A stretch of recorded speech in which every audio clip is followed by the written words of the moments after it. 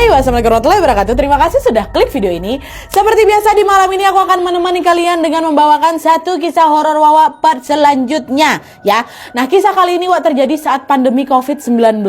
Karena semua orang lebih banyak di rumah aja, hal inilah yang membuat banyak sekali fasilitas umum yang biasanya ramai malah jadi kosong, terbengkalai dan lama-lama dianggap angker. Salah satunya adalah sebuah asrama sekolah di sebuah kota, tempat adiknya Wawa ini menjalani masa karantina sebelum masuk sekolah tatap muka atau offline. Di sanalah adiknya ini dan juga teman-temannya mengalami serangkaian gangguan mistis.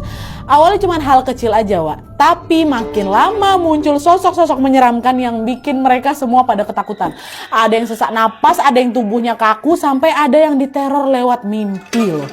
Dan ternyata gangguan itu tuh bukan cuma soal asramanya yang angker aja, Wak, tapi juga ada sesuatu yang ikut nempel ke adiknya Wawa ini. Seramnya lagi, momen menyeramkan kayak yang dialami sama Wawa ini kadang bisa bikin kita terngiang-ngiang gitu loh, Wak. Bukan cuma dari suasananya aja, tapi juga dari aroma yang kita hirup pada saat kejadian. Soalnya kan sepakat gak, Wak, sama aku? Aroma wangi itu selalu menjadi penanda momen khusus yang udah pernah kita lewati. Iya kan? Aroma itu adalah pengunci momen yang paling valid menurutku. Misalnya nih, salah satu contohnya aja, bagi sebagian orang nyium bau tanah bercampur hujan itu tuh bisa bikin mereka keingat sama momen tertentu gitu, ya kan? Dan supaya aku punya memori menyenangkan waktu bawain kisah ini, Wak, aku mau nyobain parfum keluaran terbaru dari Holy Grails, yaitu Holy Grails Extract The Perfume Specialty Series. Holy Grails Extract The Perfume ini, Wak, adalah parfum yang lebih premium dari EDP biasanya karena konsentrasinya lebih pekat kali, lebih wangi lagi, dan tentunya lebih tahan lama sampai 12 jam loh. Jadi bisa dibilang Extract The Perfume ini satu level di atasnya EDP atau Eau de Parfum. Nah, Holy Grail Specialty ini, Wak, ada 3 varian aroma teh yang wanginya unik-unik kali. Pertama ada varian Ice Jasmine Tea, terus ada Boba Milk Tea dan juga Fresh Fruit Tea. Ini kita coba satu-satu ya. Pertama aku mau coba dulu yang Ice Jasmine Tea, Wak. Cobain. Oh ya Allah. Ya Allah, aroma tehnya memang nampol kali, Wak. Terus ada hint floral yang baunya tuh kalem dan juga nyegerin gitu. Kok bisa ya ada aroma yang wanginya seteh? Ini bener seteh itu, Wak. Varian Ice Jasmine Tea ini cocok sekali buat dipakai siang-siang karena wanginya betulan bikin kita good mood seharian tuh, aku yakin, aku jamin. Terus berikutnya nih warna biru, aku mau coba varian Boba Milk Tea ya, Boba Milk Tea. Ya Allah. Boba kali ya. Masya Allah. Varian ini tuh baunya teh, Wak, tapi creamy. Ada manis-manisnya tuh loh. Kalian pernah kan beli boba terus mbaknya lagi buka panci tempat boba diaduk gak, Wak? Pernah kan? Nah, baunya persis kayak gitu. Persis. Kayak orang-orang bakal lapar nih kalau nyium wangi aku. Betul aja. Dan selain itu varian yang Boba Milk Tea ini wanginya tuh sama kayak Body Mist Milky Candy Holy Grails tuh, Wak, tapi ada hint aroma tehnya gitu yang wangi kali. Hampir mirip, cuman ada sensasi aroma teh gitu. Kuat pula baunya. Dan yang terakhir inilah dia. Aku mau semprot varian Fresh Fruit Tea. Baru dibuka ada wangi itu loh.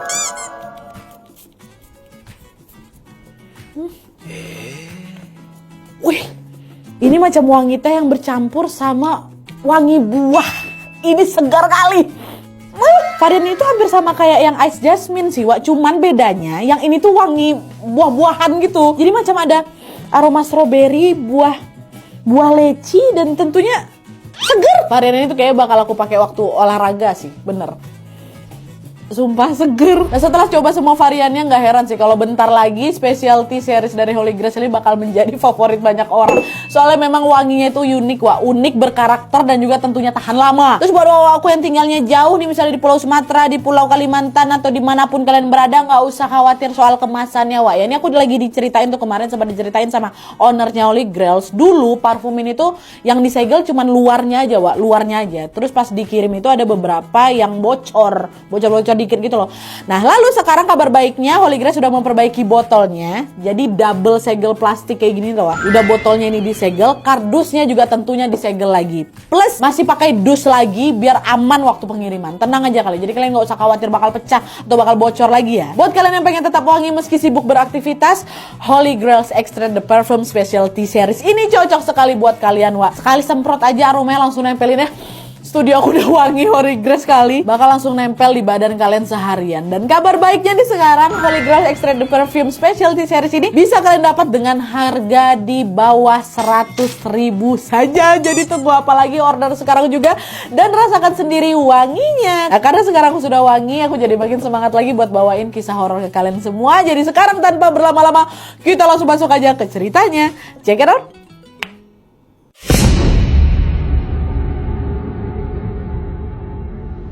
Oke, Wak, jadi kisah ini dikirim sama Wak kita yang bernama Rohim dari Malang. Halo Rohim. Nah, jadi pengalaman horor ini dialami oleh adiknya Rohim yang bernama Malika dan juga teman-teman adiknya waktu karantina COVID-19 di asrama sekolah mereka, Wak. Jadi ceritanya, Malika ini sekolah di sebuah boarding school yang ada di kota Malang. Jadi semacam sekolah berasrama gitu loh, Wak, di mana murid-muridnya bukan cuma belajar di sekolah aja, tapi juga tinggal di asrama yang sudah disediakan sama pihak sekolah, ya. Nah, pada saat pandemi COVID-19 melanda di tahun 2020, Wak, kegiatan belajar mengajar di sana pun dialihkan secara online. Tapi menjelang akhir tahun ketika pandemi ini mulai mereda, pihak sekolah ini menerapkan sistem pembelajaran campuran, Wak. Jadi ada setengah murid yang diizinkan ikut sekolah offline, ada juga setengahnya lagi yang tetap online. Sistem ini sifatnya sukarela, jadi cuman buat murid yang mau-mau aja yang ikut kelas tatap muka ini. Nah, Malika termasuk salah satu murid yang memutuskan ikut pembelajaran tatap muka atau offline nih, Wak.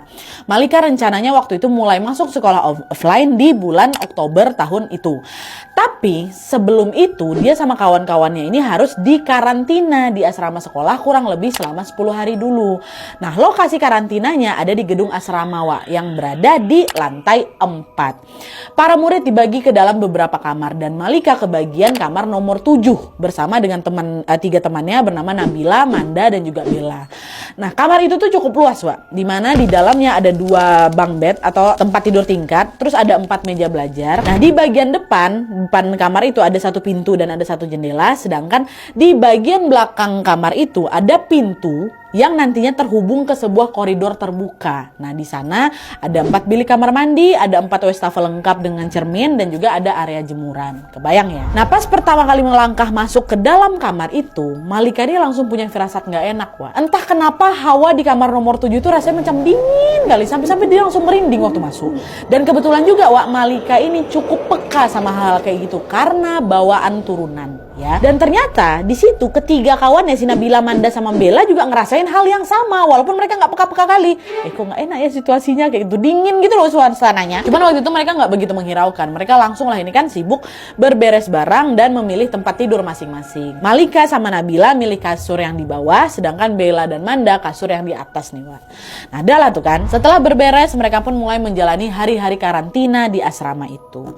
Rutinitas mereka adalah olahraga setiap pagi dengan tetap menjaga jarak, terus ikut kegiatan belajar mengajar secara online dulu dari kamar masing-masing, terus mereka mengaji bareng setelah maghrib, lalu free time lah itu sebelum mereka tidur di malam harinya. Gitu terus, Wak, setiap hari kecuali weekend karena mereka memang libur sekolah, ya kan. Hingga pada suatu hari, Malika sama kawan-kawannya ini mulai ngerasa sesuatu yang aneh. Hawa di lantai 4 itu, khususnya di kamar nomor 7 itu, Wak, mulai berubah. Dari yang awalnya tuh dingin kan, lama-lama jadi macam pengap kali, panas kali. Dan di tempat-tempat tertentu di kamarnya nih, Wak, terutama di kamar mandi, Malika tuh sering ngerasa tiba-tiba merinding aja, padahal dia nggak ngeliat apa-apa. Sampailah suatu malam, suasana di lantai 4 itu mulai nggak karuan, Wak, mulai sunyi, mulai gerah, dan di beberapa sudut ruangan itu kelihatan macam gelap kali dari biasanya. Padahal semua lampu tuh masih nyala, cuman kayak ada sesuatu yang gelap gitu di beberapa titik. Saking mencekamnya suasana di kamar itu, sampai-sampai nggak ada yang berani mau kemana-mana sendirian. Mau ke kamar lain aja nih, kalau misalnya mereka kan karantina bareng-bareng juga kan, mau ke kamar lain atau sekedar mau ke kamar mandi di kamar mereka aja lah, itu pasti minta ditemenin mereka berempat tuh. Nggak tahu kenapa, pokoknya nggak enak aja situasi di situ tuh. Dan disinilah tanpa mereka sadari, keanehan malam itu ternyata adalah sebuah tanda awal dari serangkaian gangguan yang diam-diam mengintai mereka berempat. Nah, jadi, Wak, pada suatu malam nih ketika habis sholat isya, seperti hari-hari sebelumnya, Malika dan teman sekamarnya ini nggak akan ada yang berani keluar kamar, ya kan. Mereka cuma ke kamar mandi bentar aja, itu juga bareng-bareng untuk cuci muka sama gosok gigi. Nah, setelah beres bersih-bersih ini, mereka baliklah ke kamar, ke tempat tidur mereka itu sambil ngobrol biar suasananya nggak sepi-sepi kali. Nah, pas baru mau masuk kamar, kan dari kamar mandi itu mau ke kamar kan ada pintu tuh, Wak, ya kan. Pas mau masuk kamar, Malika tiba-tiba berhenti. matanya membelalak ke arah tempat tidur dia, badannya tiba-tiba nge-freeze di tempat kayak shock gitu. Nah, si Manda kawannya Malika langsung, ngapa kau? Ngapa Malika? Lihat apa gitu. Dia udah macam ngos-ngosan gitu, dia berusaha untuk ngatur napasnya. Barulah beberapa saat setelahnya, Malika noleh ke Manda. Pak, barusan aku lihat tuyul. Dia lagi jongkok di dekat kasur aku. Tapi dia udah pergi sekarang. Hah? Tuyul? Serius kau? Iya betulan. Masih ada nggak dia? Udah nggak ada. Udah. Oke. Aman sekarang, dia udah gak ada di kamar ini. Masuklah yuk kita istirahat gitu. Nah, waktu Malika ngomong kayak ini, Manda sama Bella yang masih was-was. Mereka jalan pelan-pelan menuju ke tempat tidur. Mata mereka terlihat menyapu setiap sudut ruangan ini untuk memastikan kamar mereka betul-betul aman. Kan yang dicek lagi, betul gak nih, aman gak nih gitu. Sementara Malika udah jauh lebih tenang tuh. Dia juga sebenarnya gak begitu takut. Dia kan memang lumayan bisa nengok-nengok kayak gitu kan. Cuman dia kaget aja. Gara-gara udah lama kali gak ngeliat sosok-sosok kayak gitu. Cuman di kamar dia pula lagi ya kan. Nah, setelah di tempat tidur masing-masing, Bella kawannya nyeletuk, Nabila mana weh? Katanya. Oh iya ya, tadi kan dia ikut ke kamar mandi sama kita. Apa dia udah beres duluan ya, terus dia main ke kamar sebelah? Gak mungkin lah. Orang tadi dia bilang mau langsung tidur kok. Dan gak mungkin juga dia berani ke kamar sebelah sendirian kalau gak ditemenin sama kita. Orang kemana-mana kita berempat. Nah, terus mana dia sekarang? Memang gak ada Wak Nabila, tiba-tiba gak ada di dekat kamar itu. Nah, pas mereka lagi sibuk nyariin Nabila ini, tiba-tiba ada suara teriakan Wak dari arah koridor kamar mandi belakang mereka itu. Nah, gak lama setelahnya pintu koridor itu kebuka, Nabila muncul tuh dari balik pintu itu. Ternyata si Nabila masih di belakang. Cuma napasnya ada ngos-ngosan Wak. Dia langsung kunci pintu kamar itu, loncat langsung ke atas kasur. Badannya udah gemeteran itu katanya. Paniklah mereka bertiga. Baru aja si Malika nengok tuyul, sekarang giliran si Nabila yang loncat ke tempat tidur dengan wajah pucat takut gemeteran. Macam mana kok makin panik mereka? Mereka langsung nyamperin Nabila tuh, tapi nggak langsung ditanya.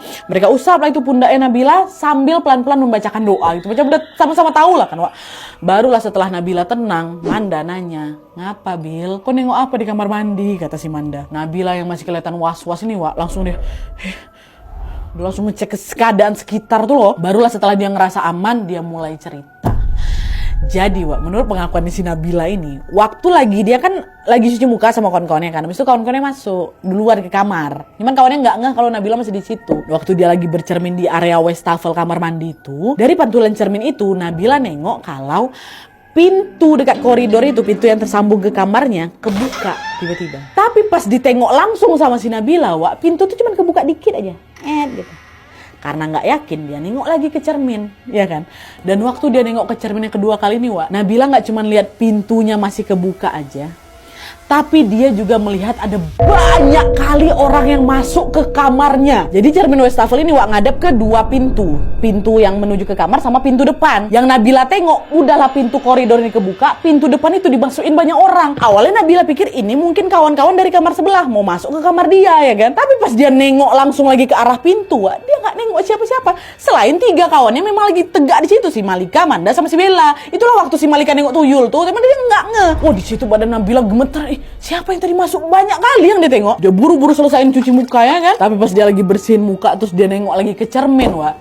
Disitulah dia lihat makin banyak lagi orang yang masuk ke kamarnya. Orang, Wak, orang. Cuma muka orang itu pucat semua. Itulah kenapa dia langsung teriak lari masuk ke kamar ketakutan. Dia nengok ada orang banyak masuk gitu loh. Nah, waktu dengar cerita Nabila tadi, suasana kamar itu makin gak enak lagi, Wak. Nah, si Manda ini ngerasa waktu dengar si Nabila itu cerita, dia ngerasa macam banyak gitu orang yang ngamatin dia dari dalam kamar tuh, Wak. Entah apa itu, dia ngerasanya gitu. Tapi yang jelas Manda udah langsung merinding. Badannya tiba-tiba kayak dingin gitu, macam gak enak gitu lah badannya. Di situ Manda langsung naik ke tempat tidur dia, karena dia langsung ngerasa badannya nggak enak. Naiklah dia ke atas kasur ya kan, ditinggalannya tiga kawannya ini. Dan nggak lama setelah dia ngerebahin badannya untuk atur napas dan untuk menenangkan diri dan untuk tidur ini, Wak, tiba-tiba Manda sesak napas, dan makin lama napasnya makin pendek gitu loh, Wak. Dia ngerasa dadanya itu macam ditekan sama benda berat gitu. Wah, di situ tiga kawannya panik, makin panik lagi. Malika berusaha nenangin Manda, dia naik ke atas, sementara Bella sama Nabila teriak-teriak minta tolong itu keluar. Nah, nggak lama setelahnya kawan-kawan dari beberapa kamar ini mulai itu berdatangan ke kamarnya si Nabila ini, Wak. Tapi memang nggak semuanya masuk kamar, karena selain nggak boleh berkerumun di sekitar orang yang memang lagi sesak napas, mereka juga harus tetap ikut aturan jaga jarak ya kan. Jadi yang cuma masuk tuh beberapa kawan yang tahu cara kasih pertolongan pertama untuk orang sesak napas ya, Wak. Nah, nggak lama kemudian Malika kan ada di situ. Malika tengok badannya si Manda ini mulai kaku. Matanya melotot, wajahnya merah, Wak. Terus tangannya ngepal gitu loh. Kakinya tegang, rahang kayak kaku. Pokoknya kelihatan kali macam bukan sesak napas biasa gitu loh. Di situ Malika, ini kayak kesurupan nih kan. Dia langsung minta kawan-kawan yang lain, doa, baca surat ini gitu. Udah baca itu serentak, Wak, semuanya. Untungnya beberapa menit setelah dibacain doa, Manda ini udah mulai tenang.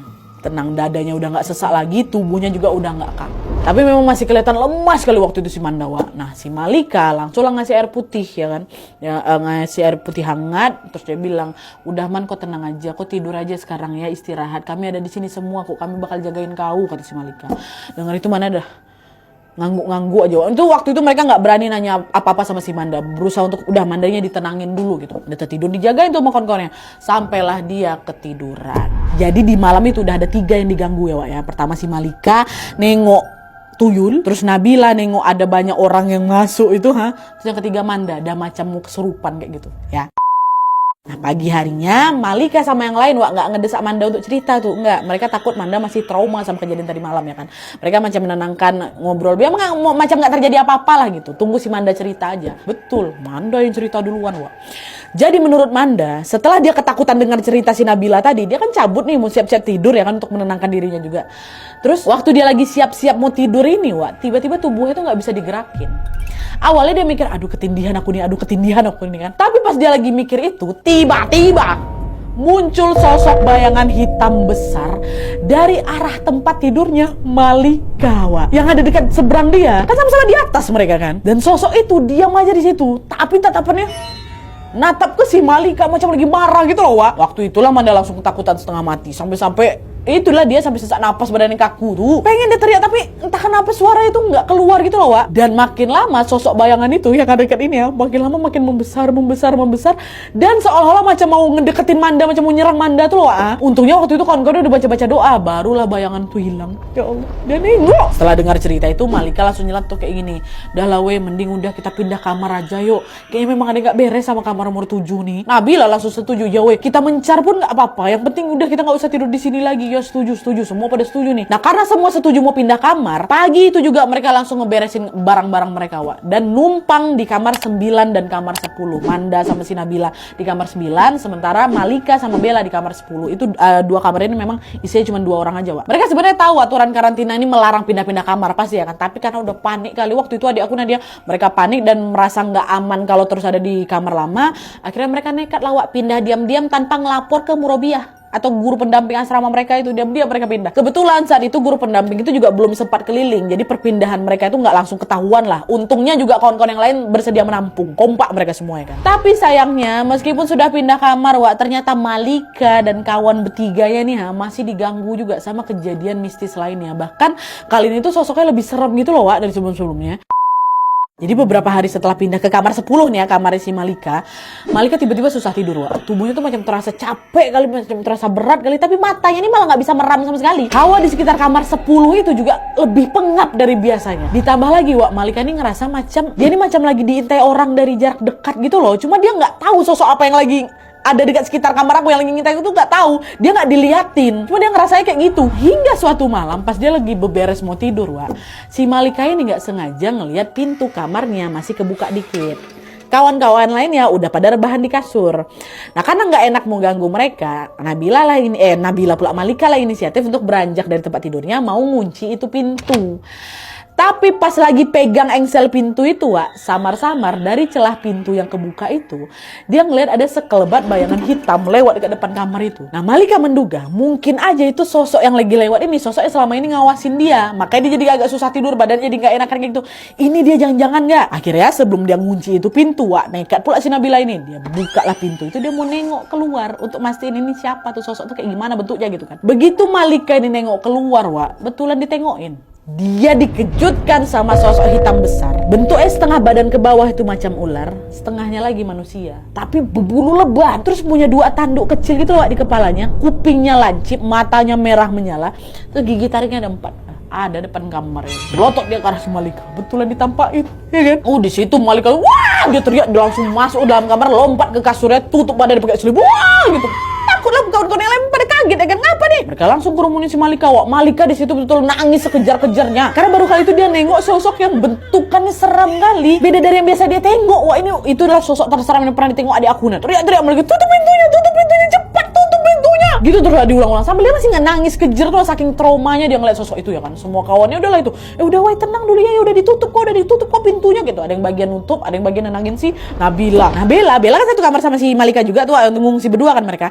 Nah Bella itu langsung duduk dia di pinggir kasurnya si Malika sambil nenangin si Malika, yang tenang, udah tenang Kak, nggak ada apa-apa di luar, pintunya juga udah ditutup, kamu banyak istighfar ya, banyakin doa, kami semua di sini kok jagain kamu kayak gitu. Meskipun udah coba ditenangin, butuh beberapa waktu untuk Malika sampai akhirnya dia berhenti nangis. Memang saking trauma itu dia nengok penampakan itu, dia barulah pelan-pelan berani buka selimutnya sambil takut-takut ngeliat ke sekitar. Dan pas pandangan yang ngarah ke pintu, Malika baru agak ngerasa lega karena pintunya memang udah ketutup kan, horden juga udah ditutup semua sama mereka. Woi kalian kawanin aku tidur, aku nggak berani tidur sendiri katanya. Udah kita tidur berdempet lah di sini. Tidur berdempet dia tidur sama Bella ini ya. Jadi nggak ada yang tidur di atas gitu loh untuk bisa ngejagain si Malika. Barulah dia bisa tidur. Diliatin betulan dia masih sosok yang sedetail, sejelas, seseram itu. Dah, keesokan harinya karena nggak tahan Malika sama kawan-kawannya memutuskan untuk cerita soal apa yang mereka alami dari tadi malam nih, dari yang dialami Malika, dan juga beberapa hari terakhir ke guru pendamping asrama mereka, namanya Bu Nur. Barulah mereka cerita situ. Begitu sampai di tempatnya Bu Nur, Malika langsung cerita semua gangguan yang dia alami, mulai dari gangguan yang terjadi di kamar nomor 7, kamar sebelumnya, waktu dia nengok si Tuyul, pantulan sosok yang ditengok di wastafel sama si Nabila, sampai Manda yang ditengokin sosok hitam dari atas kasurnya si Malika, sama kejadian tadi malam waktu dia nengok badan setengah ular itu. Nah dari cerita-cerita itu akhirnya Bu Nur mengambil tindakan yaitu meruqyah siswi-siswi yang terlibat sama kejadian ini, which is mereka berempat. Nah sebelum ruqyah dimulai, mereka lebih dulu menjalani swab sesuai aturan karantina. Setelah dinyatakan aman semua, barulah Bu Nur ini melakukan ruqyah supaya mereka ini udah nggak diganggu lagi sama makhluk-makhluk yang ada di sana ya kan. Jadi malam harinya Bu Nur datang ke kamar 10 dan ngumpulin beberapa murid yang pernah mendapatkan gangguan. Yang pasti Malika, Nabila, Manda. Bella enggak karena kan Bella belum diliatin langsung ya kan. Mereka bertiga dulu sama adalah beberapa murid-murid lain yang mengaku juga mengalami kejadian-kejadian di situ. Cuman di sini si Malika nggak ceritain secara langsung apa yang dialami teman-teman lainnya. Yang bertiga ini ceritain. Dah dikumpulin. Begitu semuanya udah kumpul, Bu Nur pun mulailah membacakan doa-doa sambil memegang segelas air. Setelah itu dia menuangkan air itu ke telapak tangannya Malika, Nabila, dan Manda dan menyuruh mereka mengusapkan air itu ke mata mereka. Dan setelah Malika mengusap air itu ke matanya, Malika malah melihat sosok bayangan besar setengah ular itu muncul lagi di depan kamar yang 10 itu. Dia muncul lagi. Dan sosok itu masih diam dengan posisi sama. Dia berdiri sambil melotot ke arah si Malika. Bentuknya juga masih sama. Malika dia teriak, dia pejamkan matanya, dia nggak berani ngeliat sosok itu kan. Cuma di situ Nabila sama Manda nggak nengok apa-apa, cuman si Malika aja yang nengok. Bu Nur lanjut lagi proses ruqyah, dia mulailah bacain surat Yasin dan ayat-ayat lainnya. Tapi sampai selesai dibacakan, ternyata sosok hitam itu masih ada juga dekat depan pintu, nggak hilang sama sekali. Malika masih bisa ngeliat sosok itu, entah kenapa sosok itu juga diam aja, dia nggak ada gerak kemana-mana. Kayak gitu, masih ada di situ dia, Bu Nur masih ada di situ dia. Nah di situ akhirnya Bu Nur bilang kalau ruqyah yang dilakukan ke Malika belum sepenuhnya berhasil. Yang udah teratasi baru si Nabila sama Manda dan beberapa kawannya. Cuma si Malika aja nih yang belum selesai, belum bisa karena makhluknya masih ada di situ. Jadi di situ Bu Nur pun meminta Malika untuk pindah ke kamar lain dulu untuk menghindari gangguan yang tidak diinginkan. Pindah kamar lagi si Malika. Akhirnya setelah proses ruqyah hari itu selesai, Malika pindah kamar lagi. Awalnya di kamar 7, diam-diam pindah dia ke kamar 10. Sekarang dipindahkan ke kamar 9, sekamar sama si Manda sama Nabila, ya. Si Bella sendiri aja tuh yang tinggal di kamar 10. Nah, digabungkan lagi mereka di situ. Meski sudah pindah ke kamar 9, Malika masih merasa bayangan setengah ular itu masih terus ngikutin dia. Malam setelah dia pindah itu nggak bisa tidur dia sama sekali, Sampai akhirnya dia minta ditemenin seorang hafizah kawan dia juga ke kamar dia untuk membacakan ayat-ayat Al-Quran perlahan-lahan.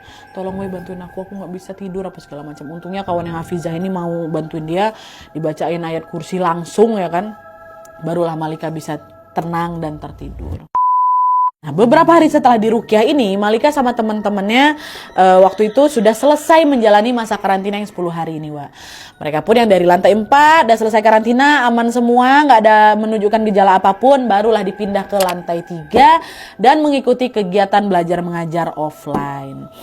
Tapi sayangnya meskipun sudah pindah lantai, Wak, Malika sama beberapa teman-temannya ini masih sering juga ngalamin gangguan-gangguan, Wak. Meskipun memang nggak separah waktu mereka ada di lantai 4. Cuman nih di saat mereka udah agak ya sudahlah gitu kan, nggak separah dulu. Sekarang gantian, Bella yang diganggu. Sebelumnya Bella nggak pernah diganggu kan, cuma Manda, Malika sama Nabila aja. Ini gantian si Bella, Wak. Dan gangguan itu terjadi sama Bella waktu dia lagi tidur di kamar asramanya, ya. Jadi waktu dia lagi tidur itu, si Bella ini tiba-tiba mimpi lagi ada di lorong lantai 4 yang gelap kali lorong itu. Bella nggak bisa nengok jelas tuh di sekitarnya ada apa, tapi dia tahu itu di lantai 4 dan gelap. Nah lalu di tengah kegelapan itu Bella dengar ada suara orang bisik-bisik, Wak. Awalnya lirih kali suara itu. Tapi makin lama suara tuh makin berisik, Wak. Makin jelas, makin berisik gitu loh. Cuma suara itu gak jelas ngomong apa. Suara ngewang itu jelas. Tapi apa yang diomongin itu gak jelas. Nah, disitu Bella deg-degan, Wak. Dia pengen kali kabur, tapi badannya gak bisa gerakin sama sekali. Sampai di satu titik dia dengar ada satu suara yang lebih jelas di antara bisikan-bisikan lain. Tapi sebelum suara itu keluar, Wak, tiba-tiba muncul sosok hitam besar lagi berdiri menghadap ke Bella. Sosok itu makin dekat sampai di depan muka si Bella persis, Wak. Sosok ini ngomong, "Pergi dari sini, tempat ini kotor." Kata dia kayak gitu. Setelah dengar itu Bella langsung kebangun dari tidurnya, perasaannya langsung campur aduk. Dia ngerasa mimpinya macam nyata kali. Dia masih jelas bisa mengingat sosok dalam mimpinya yang berkata kalau lantai 4 itu kotor. Cuma di sini Bella masih nggak ngerti maksud kotor ini apa. Akhirnya dia langsung cerita, Wak, ke Bu Nur. Setelah dengar cerita itu, Bu Nur berpendapat mungkin saja yang dimaksud kotor itu bukan kotor secara harfiah kotor, Wak. Karena faktanya lantai 4 ini kan tetap dipakai untuk karantina kan. Jadi nggak mungkin kotor tempat karantina. Nah bisa jadi maksudnya kotor ini karena suasananya yang suram dan penuh energi negatif, atau karena memang banyak penghuni gaib aja di situ. Nah dari situ Bu Nur pun akhirnya meminta tolong ke seluruh murid di asrama itu untuk berdoa bersama di lantai 4. Adalah akhirnya setelah dibersihkan ini, suasana di asrama memang jauh lebih tenang, Nadia katanya. Murid-murid di sana bisa tidur nyenyak, udah nggak ada dapat lagi laporan yang ganggu-gangguan, udah agak lebih tenang lah gitu setelah Bella dapat mimpi itu dan mereka mendoa sama-sama di lantai 4. Ya, belum selesai lagi dia cerita ya. Nah tapi meskipun gak ada gangguan parah lagi, Wak, Malika si Wawa ini masih ngerasa was-was. Gara-gara dia ngerasa setelah kejadian yang dia alami di asrama ini selama karantina itu, penglihatannya malah makin tajam lagi, Wak. Mungkin karena dia gak nyaman, dia minta tolong ke ibunya namanya Bu Ais untuk ngantar dia ruqyah di luar sekolah, bukan di yang sekolah itu lagi. Nah akhirnya singkat cerita, Bu Ais pun ngajaklah Malika datang ke seorang kenalan dia yang bernama Pak Rahmat, Wak. Nah di sana Malika memang langsung diruqyah tuh. Pak Rahmat pun mulailah membacakan doa-doa dan juga lantunan ayat suci Al-Quran. Nah waktu dibacain doa-doa ini Malika sempat muntah-muntah tuh, Wak. Tapi yang keluar ya udah cuman air aja gitu loh. Dan itu cukup lama ya ruqyahnya, dari siang sampai ke sore, sampai hampir masuk maghrib bahkan. Nah terus di tengah-tengah proses ruqyah ini Malika tiba-tiba melihat ada sosok bayangan manusia yang besar kali lagi merayap, Wak, di plafon rumahnya Pak Rahmat. Astagfirullah, Pak Rahmat, Pak, apa kamu lihat apa kan? Saya ngeliat ada bayangan manusia, Pak, ngerayap di plafon. Macam cicak besar, Pak, besar kali dia. Tapi manusia ya. Pak, dia merayap di plafon Bapak. Itu ditengok sama si Malika, Wak. Nah, dengar ciri-ciri yang disebut sama si Malika ini, Bu Ais kan ada di situ. Bu Ais tiba-tiba nyaut. Kayaknya anak saya ini diganggu sama jin peliharaan kerabat jauh saya lah, Pak. Kata dia gitu. Mungkin aja jin ini lagi nyari inang baru nih, makanya gangguin anak saya. Mama tiba-tiba ngomong kayak gitu, Wak. Nah, denger itu Pak Rahman cuma ganggu-ganggu aja, oke. Tenang. Dia lanjut lagi proses ruqyah itu, Wak. Sementara di situ si Malika udah nggak paham nih apa nih maksud mama aku nih. Jin peliharaan kerabat jauh. Apa? Bener gak sebenarnya di situ kan dia masih di ruqyah kan. Dan gak lama setelah itu, alhamdulillah si bayangan di atas itu juga udah hilang. Malika udah agak tenang. Pak Rahmat sudah menyelesaikan ruqyahnya. Malika sama ibunya pun pulanglah ke rumah. Ya. Nah beberapa hari setelah ruqyah ini baru Bu Ais ini cerita lah ke keluarganya, termasuk ke Malika sama ke Wawa, abangnya kan, tentang celetukan dia itu. Ini jangan-jangan ada hubungannya sama kerabat jauh, sama jin peliharaan kerabat jauh.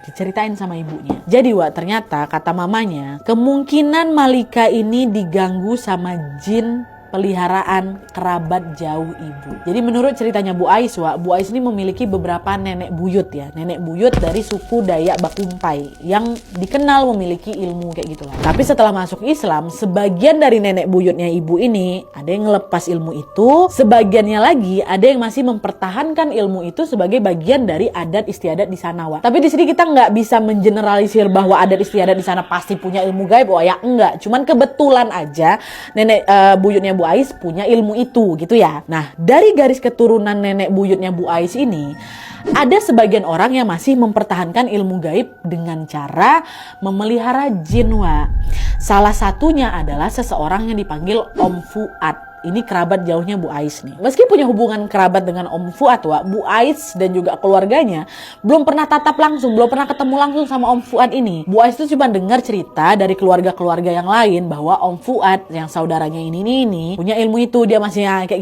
gitulah, masih dengar dari saudara-saudara yang lain. Nah, menurut Bu Ais, dengan ilmu gaib yang dimilikinya, yang dia dengar dari kerabatnya, Om Fuad ini punya kemampuan khusus, tanda kutip ya, yaitu dia ini bisa berjalan merayap di dinding dan masuk ke sebuah ruangan lewat lubang kecil.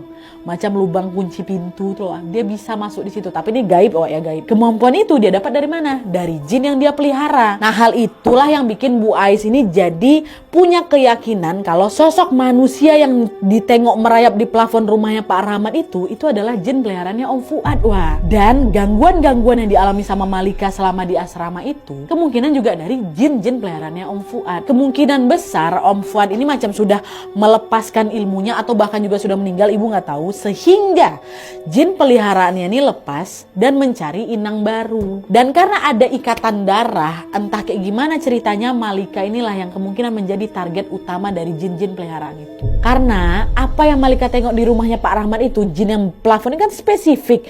Ada jin ngerayap di plafon manusia. Mama langsung ini ada saudaraku yang punya jin kayak gini nih, gitu. Artinya di sini gangguan di asrama lantai 4 itu bukan cuma karena tempatnya memang angker aja, tapi juga karena jin itu nempel ke Malika, dan itulah yang mungkin men-trigger, membuat suasana di sana tuh jadi makin mencekam lagi. Untungnya setelah diruqyah sama Pak Rahmat itu, Malika udah nggak diganggu sama jin-jin itu lagi, Sesekali ya pernah Malika ini nengok sekelebat kayak gitu, tapi nggak pernah yang ngeliatin langsung lagi gitu loh, nggak pernah. Katanya nggak lama setelah kejadian itu juga suasana di boarding school kembali macam aman, tenang, nyaman lagi gitu loh, Manda, Nabila, si Bella juga udah nggak pernah diganggu lagi setelah ruqyah yang terakhir itu. Kalau kata mungkin memang jin peliharaan itu udah musnahkan dengan ayat suci Al-Quran dari Pak Rahmat atau gimana juga nggak tahu. Cuman yang jelas adik aku udah nggak pernah lagi dilihatin yang kayak gitu lagi.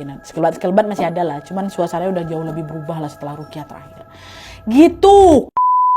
Tapi tunggu sebentar, Sebelum aku masuk ke kisahnya, aku mau sampaikan satu informasi penting nih buat wawa-wawa kesayangan aku semua. Karena di sini aku pengen makin deket dan sharing lebih banyak dengan kalian. Aku mau mengundang kalian untuk bergabung di YouTube membership Nadia Omara. Dengan menjadi YouTube memberku setiap bulannya, kalian akan mendapatkan pertama, tambahan satu konten eksklusif dengan experience baru yang tidak biasa. Terus ada kalanya juga nih, konten eksklusif ini bisa menjadi tempat aku dan tim bisa lebih bebas berekspresi lagi, tanda kutip, dan juga menyampaikan informasi detail yang tidak bisa kami sampaikan di konten-konten biasanya. Dan selain itu kalian juga akan mendapatkan badges khusus di samping nama akun YouTube kalian, dan juga nantinya kalian bisa saling komen dengan berbagai emoji khusus khas Nadia Omara Channel. Tapi ini nggak ada paksaan, buat kalian yang mau-mau aja. Cara bergabungnya juga gampang sekali, kalian tinggal langsung masuk ke halaman channel YouTube Nadia Omara, lalu klik tombol join atau gabung. Dan kalau sudah, kalian tinggal langsung melakukan pembayaran melalui dompet digital yang kalian punya. Udah selesai. Selamat bergabung dan selamat menikmati konten eksklusif dari kami di YouTube membership Nadia Omara. Kita tunggu kalian di room members only ya. Oke, jadi itu tadi pengalaman horor yang dialami sama Malika, adiknya Wawa kita Rohim, di asrama sekolah waktu dia lagi karantina COVID-19. Nggak bisa dipungkiri waktu COVID itu melanda selama berbulan-bulan bahkan juga bertahun-tahun ya. Kan memang banyak kali kan fasilitas umum yang akhirnya kosong. Dan ya itulah jadi sarang berkumpulnya hantu-hantu itu. Kalian juga punya pengalaman yang sama nggak waktu menempati kembali tempat yang sudah lama kosong karena COVID? Tulis semua di kolom komentar di bawah. Dan juga kalau misalnya pengen berbagi kisah horornya boleh langsung kirim aja ke email kisahhororwawa@gmail.com sertain WhatsApp sama Instagram kalian supaya nanti kami gampang untuk hubungin kalian kalau kisahnya di-up di video selanjutnya. Oke, wah jadi sekian dulu videonya. Terima kasih banyak yang sudah menonton.